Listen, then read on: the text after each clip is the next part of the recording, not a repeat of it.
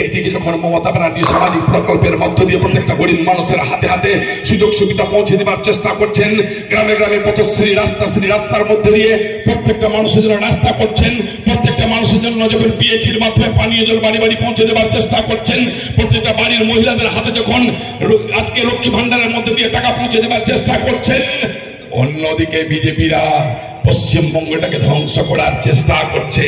তারা চেষ্টা করছে যে পশ্চিমবঙ্গটাকে কিভাবে শেষ করে দেওয়া যায় আর ভারতবর্ষের ক্ষমতায় টিকে থাকা যায়।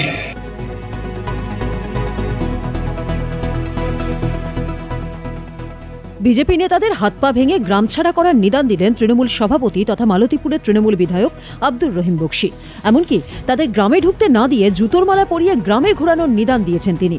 হরিশ্চন্দ্রপুরের ভালুকা বাজারে কেন্দ্রীয় বঞ্চনার বিরুদ্ধে এক সমাবেশে মালদা উত্তরের বিজেপি সাংসদ ও বিজেপি নেতাদের বিরুদ্ধে এ ভাষাতে বেনজির আক্রমণ করেন এই তৃণমূল নেতা। জেনে রাখো বিজেপি বন্ধ, নরখাদকের দল, মানুষ হত্যাকারীর দল। নরখাদক যখন মানুষের রক্তের জন্য খা খা করে, বিজেপির এই বড় নরখাদক আর কিছু দালাল বসেছে পশ্চিমবঙ্গের বুকে, যারা টিভিতে মুখ দেখায় বিরোধী দল হিসাবে, এরা সেই নরখাদক।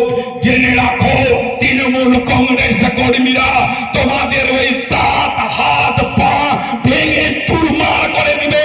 আগামী দিনে নরখাদকের প্রত্যেকটা বাঁধ ভেঙে দিব আমরা, এবং গরিব মানুষের সাথে লড়াই হবে মমতা ব্যানার্জির নেতৃত্বে।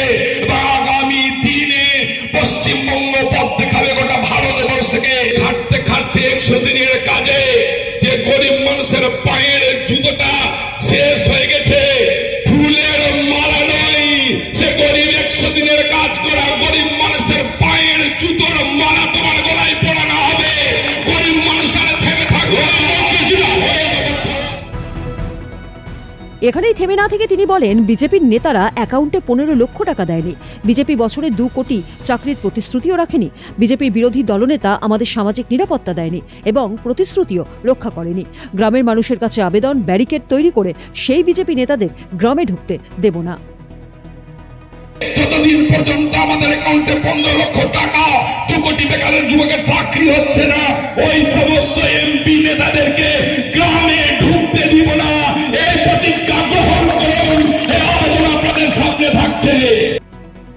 আব্দুর রহিম বক্সীর এদিনের মন্তব্যের তীব্র বিরোধিতা করেছেন উত্তর মালদার বিজেপি সাংসদ খগেন মুর্মু।